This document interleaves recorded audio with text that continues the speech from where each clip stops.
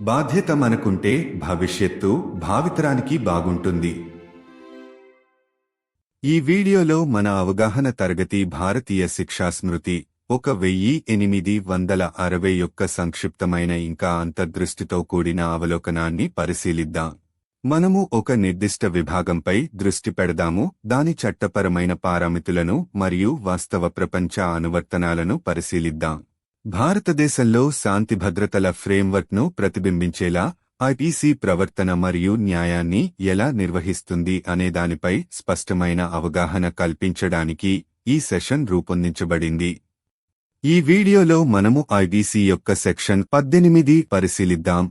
భారతీయ శిక్షా స్మృతి 1860 లేదా IPC 1860లోని section 18 code అంతటా ఉపయోగించబడిన కీలకమైన పదాల నిర్వచనాలను నిర్దేశించే ప్రారంభ అధ్యాయాలలో ఉంది. ఈ నిర్వచనాలు చాలా ముఖ్యమైనవి ఎందుకంటే అవి అనుసరించే అనేక నిబంధనల యొక్క వివరణ మరియు అన్వయం కోసం పునాదిని ఏర్పరుస్తాయి. వివిధ దృశ్యాలలో చట్టం స్థిరంగా మరియు ఖచ్చితంగా వర్తించబడుతుందని నిర్ధారిస్తుంది. ఐపీసీ సెక్షన్ 18 ఇలా పేర్కొంది: భారతదేశం అనేది జమ్మూ మరియు కాశ్మీర్ రాష్ట్రాన్ని మినహాయించి భారతదేశ భూభాగాన్ని సూచిస్తుంది. గమనిక: ఆగస్టు 2019లో ఆర్టికల్ 370 రద్దు తర్వాత జమ్మూ మరియు కాశ్మీర్ పూర్తిగా భారతదేశంలో విలీనం అయిందని, ఐపీసీ అక్కడ కూడా వర్తిస్తుందని పేర్కొనడం ముఖ్యం. అయితే ఈ వివరణ ప్రయోజనం కోసం మేము టెక్స్ట్పై దృష్టి పెడతాము, అది నిలబడి ఉంది. వివరణాత్మక వివరణ 1. అధికార పరిధిని ఏర్పాటు చేయడం. ఏదైనా చట్టపరమైన కోడ్ యొక్క గుండె వద్ద అధికార పరిధికి సంబంధించిన ప్రశ్న ఉంటుంది. చట్టం ఎక్కడ వర్తిస్తుంది? సెక్షన్ 18 ఐపీసీ యొక్క ఈ ప్రశ్నకు దాని నిబంధనలను కలిగి ఉన్న భౌగోళిక భూభాగాన్ని వివరించడం ద్వారా సమాధానం ఇస్తుంది. ఈ సందర్భంలో భారతదేశంని నిర్వచించడం ద్వారా ఐపీసీ దాని వర్తింపు కోసం స్పష్టమైన సరిహద్దులను నిర్దేశిస్తుంది. 2. జమ్మూ మరియు కాశ్మీర్ను మినహాయించడం యొక్క ప్రాముఖ్యత. ఈ నిర్వచనం నుండి జమ్మూ మరియు కాశ్మీర్ రాష్ట్రాన్ని మినహాయించడం ఏకపక్షం కాదు. 1860లో ఐపీసీ అమలులోకి వచ్చినప్పుడు మరియు ఆ తర్వాత గణనీయమైన కాలానికి జమ్మూ మరియు కాశ్మీర్ భారత రాజ్యాంగంలోని ఆర్టికల్ 370 ప్రకారం ప్రత్యేక హోదాను పొందింది. ఈ హోదా అంటే రాష్ట్రం దాని స్వంత రాజ్యాంగం మరియు క్రిమినల్ కోడ్ని కలిగి ఉంది. దీనిని రణబీర్ పీనల్ కోడ్ ఆర్పీసీ అని పిలుస్తారు. అందువల్ల ఐపీసీ చాలా వరకు ఈ రాష్ట్రానికి విస్తరించలేదు. సెక్షన్ 18లో దాని మినహాయింపు అవసరం. 3. చట్టపరమైన విధానాలకు చిక్కులు. చట్టపరమైన విధానాలకు అధికార పరిధిపై స్పష్టమైన అవగాహన కీలకం. ఐపీసీ వర్తించని ప్రాంతంలో నేరం జరిగితే ఐపీసీ కింద నిందితుడిని విచారించడం విధానపరంగా తప్పు అవుతుంది. సెక్షన్ 18 న్యాయం డెలివరీకి విఘాతం కలిగించే విధానపరమైన లోపాలను తగ్గించేలా చేసింది. 4. రాజ్యాంగ వాస్తవాలను ప్రతిబింబించడం. సెక్షన్ 18 యొక్క నిర్వచనం కేవలం భౌగోళిక సరిహద్దు కంటే ఎక్కువ. ఇది భారతదేశం మరియు జమ్మూ మరియు కాశ్మీర్ రాష్ట్రం మధ్య ఉన్న ఏకైక రాజ్యాంగ ఏర్పాటుకు ప్రతిబింబం. ఈ రాజ్యాంగ వాస్తవాలతో తన నిబంధనలను సమలేఖనం చేయడం ద్వారా ఐపీసీ దేశం యొక్క అత్యున్నత చట్టపరమైన పత్రం పట్ల తనకున్న గౌరవం మరియు కట్టుబడి ఉండటాన్ని నొక్కి చెప్పింది. 5. చట్టపరమైన స్పష్టతను నిర్ధారించడం. చట్టాన్ని అమలు చేసే సంస్థలకు, న్యాయవాదులకు మరియు సాధారణ ప్రజలకు కూడా సెక్షన్ 18 అందించిన స్పష్టత అమూల్యమైనది. ఇది ఐపీసీ యొక్క ఖచ్చితమైన పరిధిని స్థాపించడంలో సహాయపడింది. దాని నిబంధనలను ఎక్కడ అమలు చేయవచ్చనే విషయంలో సందిగ్ధత లేదని నిర్ధారిస్తుంది. 6. Dynamic definition. చట్టపరమైన నిర్వచనాలు అకారణంగా స్థిరంగా ఉన్నప్పటికీ తరచుగా రాజకీయ, సామాజిక మరియు రాజ్యాంగ మార్పులకు ప్రతిస్పందించవలసి ఉంటుంది. సెక్షన్ 18లోని నిర్వచనం జమ్మూ మరియు కాశ్మీర్ స్థితికి సంబంధించిన ఇటీవలి పరిణామాలను బట్టి చట్టపరమైన కోడ్లలో అంతర్లీనంగా ఉన్న ఈ చైతన్యాన్ని నొక్కి చెబుతుంది. సంబంధితంగా మరియు ప్రభావవంతంగా ఉండటానికి చట్టాలు అనువర్తించబడాలి. 7. జాతీయ సమైక్యత కోసం విస్తృతమైన చిక్కులు. సెక్షన్ 18 ఒక చూపులో ఒక సాధారణ ప్రాదేశిక నిర్వచనంగా కనిపించినప్పటికీ ఇది జాతీయ సమైక్యత, సమాఖ్యవాదం మరియు భారతదేశం వంటి విభిన్న దేశంలో స్వయం ప్రతిపత్తి మరియు ఐక్యత మధ్య సున్నితమైన సమతుల్యత యొక్క విస్తృత ఇతివృత్తాలను తాకింది. ఇది ఐపీసీ యొక్క సమగ్ర స్వభావానికి నిదర్శనంగా పనిచేస్తుంది. ఇది నేరపూరిత చర్యలను మాత్రమే కాకుండా అవి సంభవించే పెద్ద సామాజిక రాజకీయ సందర్భాన్ని పరిగణనలోకి తీసుకుంటుంది. ముగింపు. ఐపీసీ యొక్క సెక్షన్ 18 దాని భారతదేశం యొక్క నిర్వచనం ద్వారా మొత్తం కోడ్ యొక్క అప్లికేషన్ మరియు వివరణను రూపొందించడంలో పునాది పాత్ర పోషిస్తుంది. అధికార పరిధిని స్థాపించడం దీని ప్రాథమిక విధి అయితే, ఇది చట్టాలు మరియు ఆ కాలపు సామాజిక రాజకీయ వాస్తవాల మధ్య సంక్లిష్ట సంబంధాన్ని కూడా పరిశోధిస్తుంది. ఇది చట్టపరమైన శాసనాలు, రాజ్యాంగ నిబంధనలు మరియు పాలన మరియు రాజకీయాల యొక్క ఎప్పటికప్పుడు అభివృద్ధి చెందుతున్న డైనమిక్స్ మధ్య స్థిరమైన పరస్పర చర్య యొక్క రిమైండర్గా పనిచేస్తుంది. బాధ్యత మనకుంటే భవిష్యత్తు భావితరానికి బాగుంటుంది.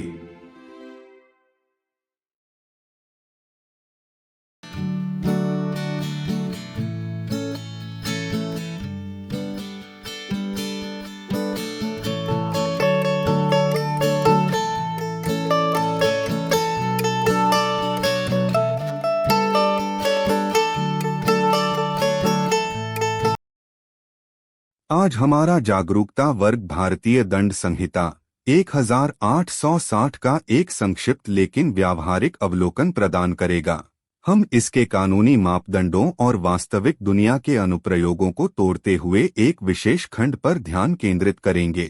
यह सत्र आपको इस बात की स्पष्ट समझ से लैस करने के लिए डिजाइन किया गया है कि आईपीसी कैसे आचरण को नियंत्रित करता है और न्याय प्रदान करता है, जो भारत में कानून और व्यवस्था के ढांचे को दर्शाता है. हमारा आज का सत्र धारा 18 की बारीकियों को उजागर करने, भारतीय दंड संहिता 1860 आईपीसी 1860 की धारा 18 प्रारंभिक अध्यायों के भीतर स्थित है, जो संपूर्ण संहिता में प्रयुक्त महत्वपूर्ण शब्दों की परिभाषाएं बताती है. ये परिभाषाएं महत्वपूर्ण हैं क्योंकि वे कई प्रावधानों की व्याख्या और अनुप्रयोग के लिए आधार तैयार करती हैं, जिससे यह सुनिश्चित होता है कि कानून विभिन्न परिदृश्यों में लगातार और सटीक रूप से लागू होता है. आईपीसी की धारा 18 में कहा गया है, भारत जम्मू और कश्मीर राज्य को छोड़कर भारत के क्षेत्र को दर्शाता है.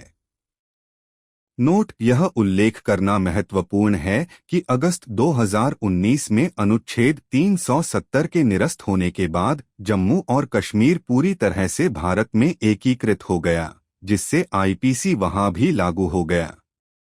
हालांकि इस विवरण के उद्देश्य के लिए हम पाठ पर ध्यान केंद्रित करेंगे जैसा कि यह खड़ा था. विस्तृत विवरण. एक क्षेत्राधिकार की स्थापना. किसी भी कानूनी संहिता के मूल में अधिकार क्षेत्र का प्रश्न निहित होता है. कानून कहाँ लागू होता है?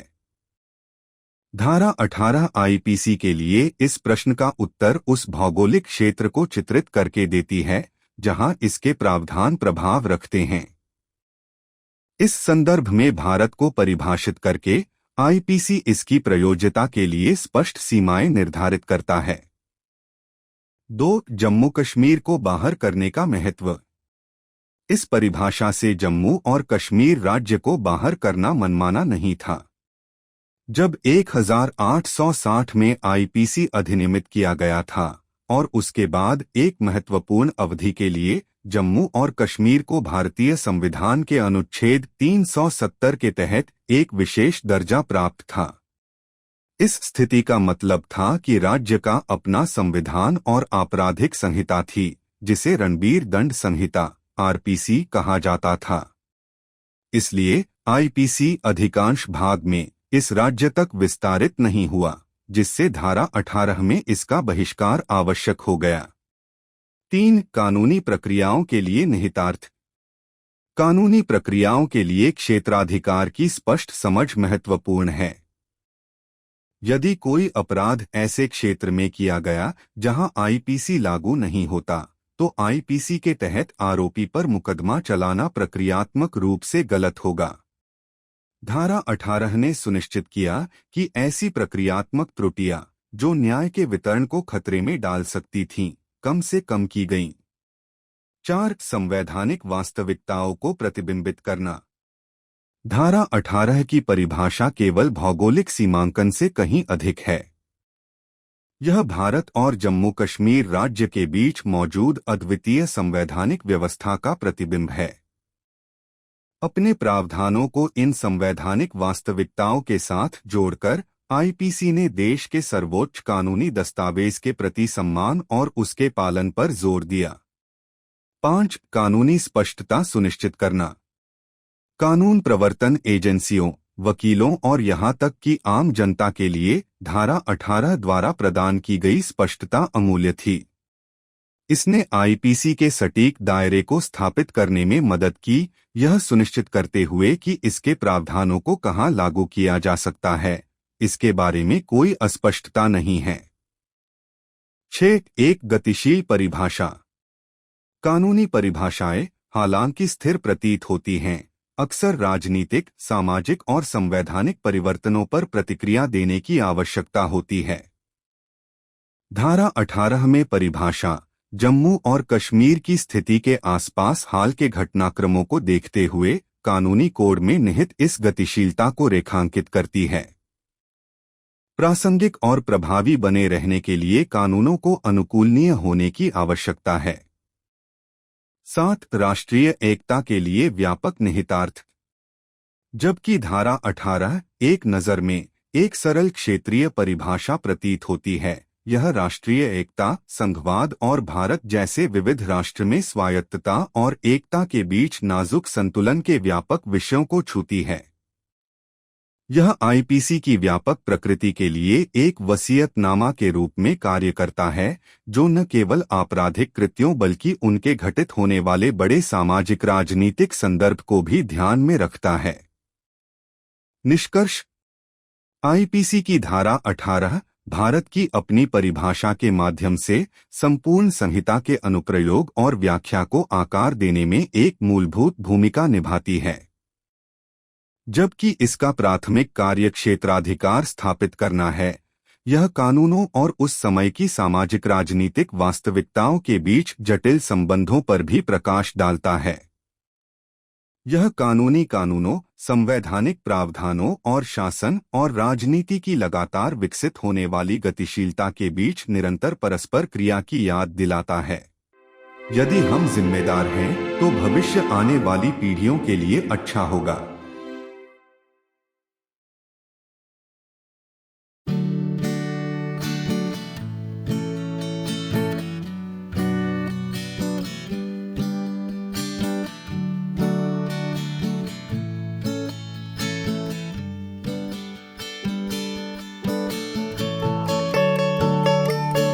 Today's class offers an informative journey through the Indian Penal Code, 1860, with an emphasis on a selected section. We aim to foster a deeper awareness of the IPC's structure and the specific legalities of the section in focus. Understanding this section's role within the IPC will highlight the meticulous legal system that upholds justice in India. Our session today is dedicated to unraveling the nuances of Section 18. Section 18 of the Indian Penal Code, 1860, IPC 1860, is situated within the initial chapters that lay down definitions of pivotal terms used throughout the code. These definitions are vital as they establish the groundwork for the interpretation and application of the many provisions that follow, ensuring that the law is applied consistently and accurately across varied scenarios. IPC Section 18 states, India denotes the territory of India excluding the state of Jammu and Kashmir. Note, it's important to mention that post the abrogation of Article 370 in August 2019, Jammu and Kashmir became fully integrated into India, making the IPC applicable there as well. However, for the purpose of this description, we will focus on the text as it stood. Elaborated description. 1. Establishing jurisdiction. At the heart of any legal code lies the question of jurisdiction. Where does the law apply? Section 18 answers this question for the IPC by delineating the geographical territory where its provisions hold sway. By defining India in this context, the IPC sets clear boundaries for its applicability. 2. The significance of excluding Jammu and Kashmir. The exclusion of the state of Jammu and Kashmir from this definition wasn't arbitrary. When the IPC was enacted in 1860, and for a significant period afterward, Jammu and Kashmir enjoyed a special status under Article 370 of the Indian Constitution. This status meant that the state had its own constitution and criminal code, called the Ranbir Panal Code, RPC. Therefore, the IPC, for the most part, did not extend to this state, necessitating its exclusion in Section 18. 3. Implications for legal procedures. A clear understanding of jurisdiction is crucial for legal procedures. If a crime was committed in a territory where the IPC didn't apply, then trying the accused under the IPC would be procedurally incorrect. Section 18 ensured that such procedural errors, which could jeopardize the delivery of justice, were minimized. 4. Reflecting constitutional realities. Section 18's definition is more than just a geographical demarcation, it's a reflection of the unique constitutional arrangement that existed between India and the state of Jammu and Kashmir. By aligning its provisions with these constitutional realities, the IPC emphasized its respect for and adherence to the nation's supreme legal document. 5. Ensuring legal clarity. For law enforcement agencies, lawyers, and even the general public, the clarity provided by Section 18 was invaluable. It helped establish the exact scope of the IPC, ensuring that there was no ambiguity regarding where its provisions could be invoked. 6. A dynamic definition. Legal definitions, while seemingly static, often need to respond to political, social, and constitutional changes. The definition in Section 18, given recent developments around Jammu and Kashmir's status, underscores this dynamism inherent in legal codes. Laws need to be adaptable to remain relevant and effective. 7. Broader implications for national integration. While Section 18, at a glance, appears to be a simple territorial definition, it touches upon the broader themes of national integration, federalism, and the delicate balance between autonomy and unity in a diverse nation like India. It serves as a testament to the IPC's comprehensive nature, which takes into account not just criminal acts but the larger socio-political context in which they occur. Conclusion. Section 18 of the IPC, through its definition of India, plays a foundational role in shaping the application and interpretation of the entire code. While its primary function is to establish jurisdiction, it also delves into the intricate relationship between laws and the socio-political realities of the time. It serves as a reminder of the constant interplay between legal statutes, constitutional provisions, and the ever-evolving dynamics of governance and polity. If we are responsible, the future will be good for the future generations.